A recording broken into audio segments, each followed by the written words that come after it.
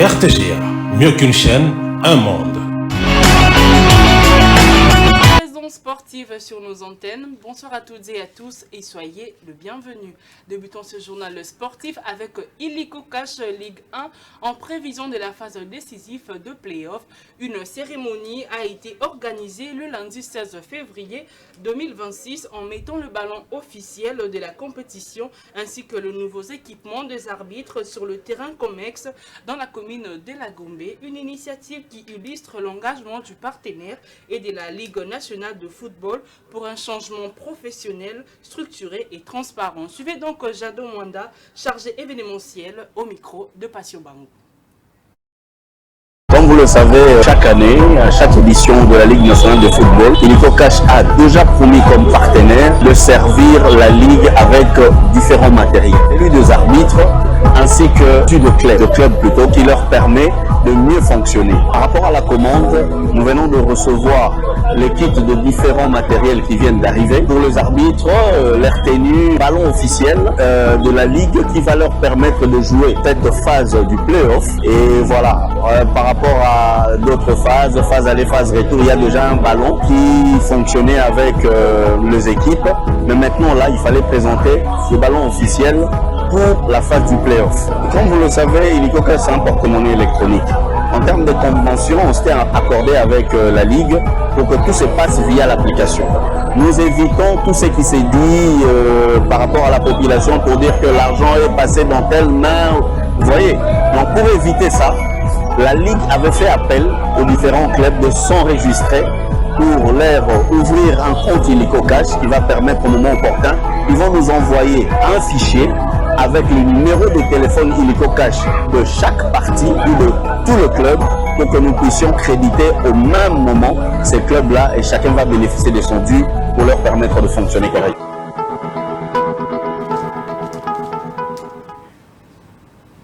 Fermé pour de travaux de réhabilitation, le stade Tata Raphaël rouvrira bientôt ses portes. C'est dans un entretien avec la presse que Madame Ladi Bouira, administratrice générale du stade Tata Raphaël, explique les raisons de cette fermeture et rassure que l'enceinte sera bientôt opérationnelle pour la Ligue nationale de football après les tournois de l'Union de fédérations de football d'Afrique centrale. Suivez donc Madame Ladi Bouira au micro de Germain Loukouli.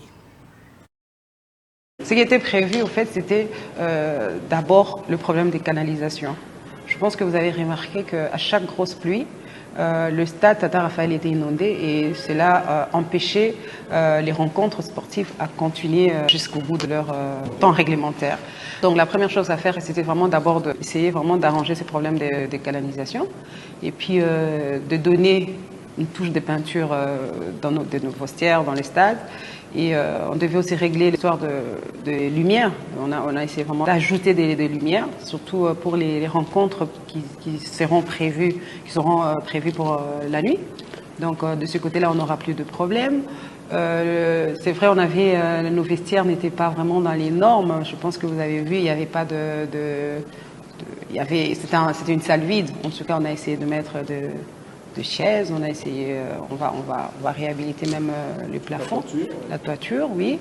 En fait, ce qu'on est en train de faire aujourd'hui, c'est vraiment le premier pas. Donc le premier pas, je disais encore à quelqu'un ce matin que pour atteindre un point, il faut d'abord un pas. Alors, c'était ça vraiment la vision de notre ministre, parce qu'il faut savoir, c'est vraiment la vision de notre chef, qui est le ministre des Sports, Didier Boudibou. C'est vraiment de redonner notre image au stade Tata Raphaël, le stade mythique de Tata Raphaël. Oui, c'est vraiment très satisfaisant. Je pense que vous avez fait le tour, vous avez vu. C'est rien, c'est vraiment par rapport à ce qu'on avait la semaine passée. Aujourd'hui, il y a vraiment un grand pas. C'est vraiment un geste à féliciter et à encourager parce que on ne va pas s'arrêter là.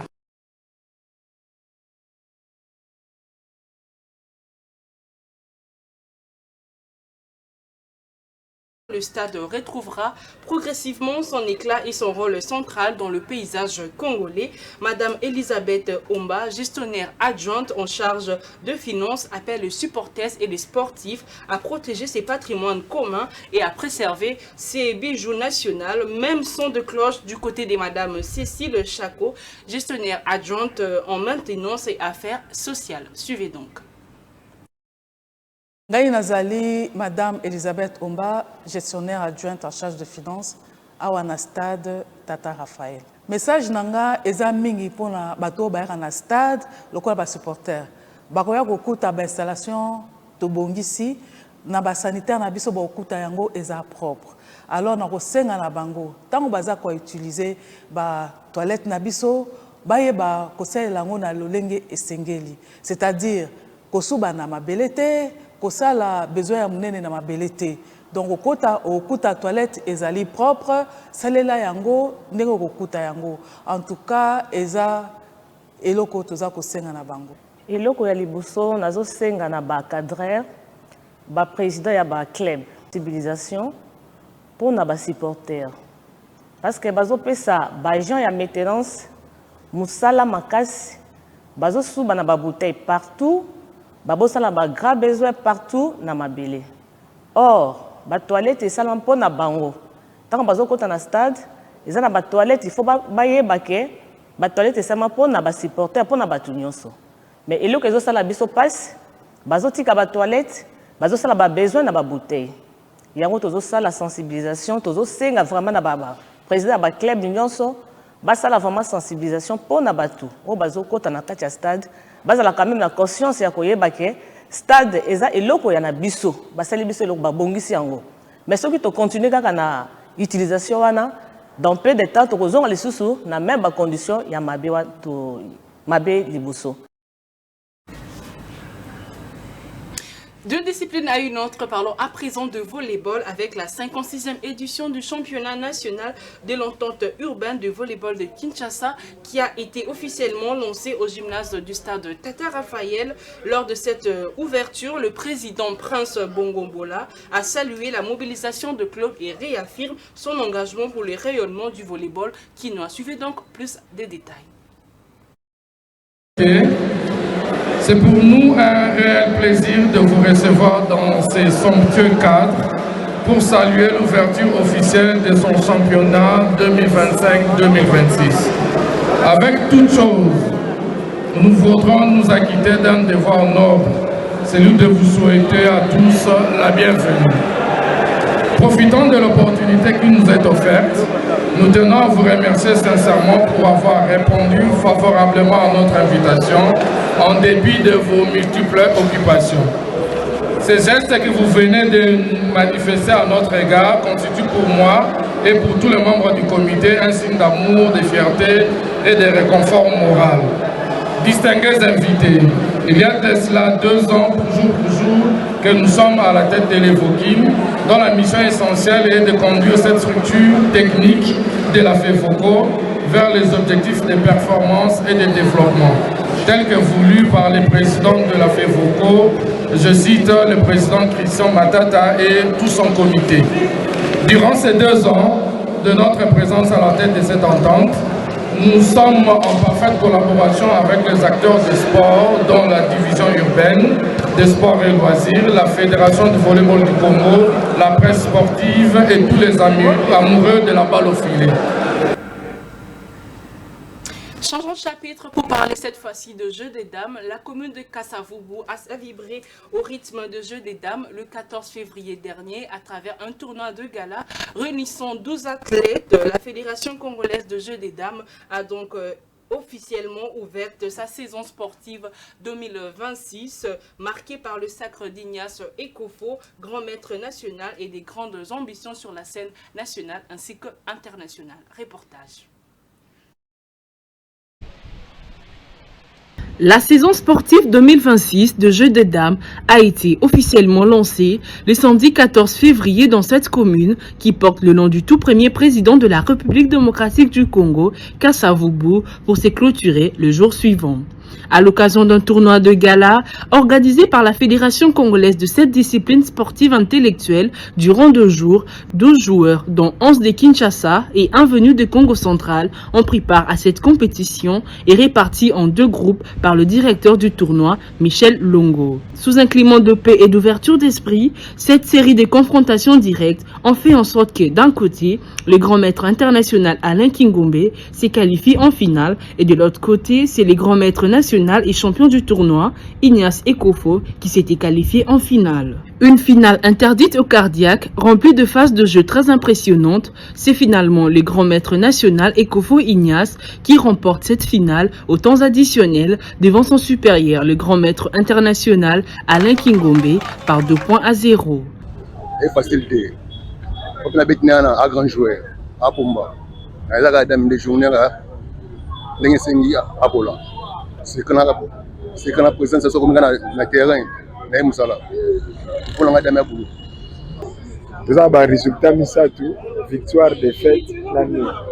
Donc, on est arrivé à moi là, à ce pays là, on est remporté le match. Mais dans ma lame, par exemple, va soutenir la zone de la discipline, puis c'est la négligence. Pour en arriver au plein monde en Cameroun, dans un cadre de ma préparation.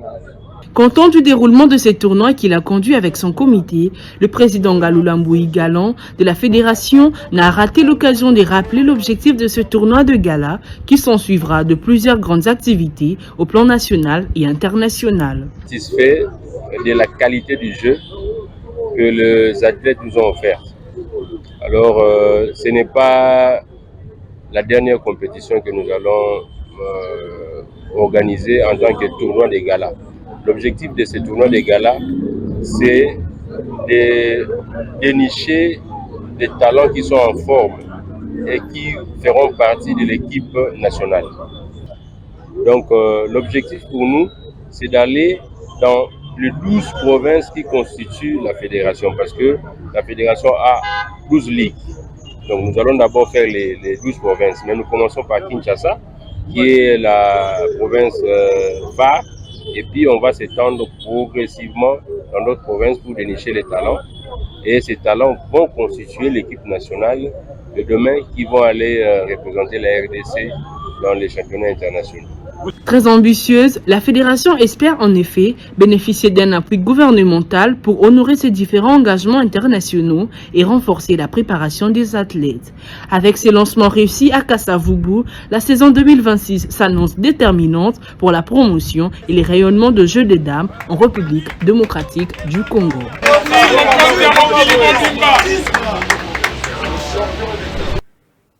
C'est la fin de ce journal de sport. Yannick Bilamou, Michael Chieyo et Liévin Katumba vous disent merci de l'avoir suivi et bonne suite de programme sur nos antennes. Au revoir.